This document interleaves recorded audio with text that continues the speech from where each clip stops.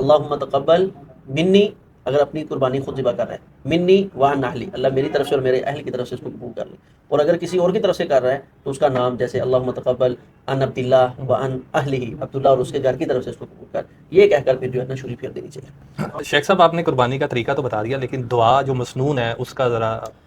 سنن نبی داود میں روایت آتی ہے حسن درجے کی ہے کہ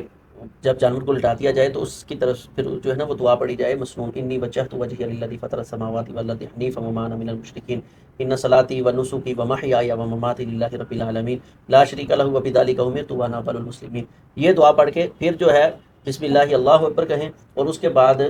جس کی طرف سے قربانی ہے اللہم تقبل منی، اگر اپنی قربانی خود ذبح کر رہا ہے، منی وعن اہلی، اللہ میری طرف سے اور میرے اہل کی طرف سے اس کو قبول کر لے. اور اگر کسی اور کی طرف سے کر رہا ہے تو اس کا نام جیسے اللہم تقبل ان عبداللہ وعن اہلہ، عبداللہ اور اس کے گھر کی طرف سے اس کو قبول کر، یہ کہہ کر پھر جو ہے نا شروع پھیر دینی چاہیے.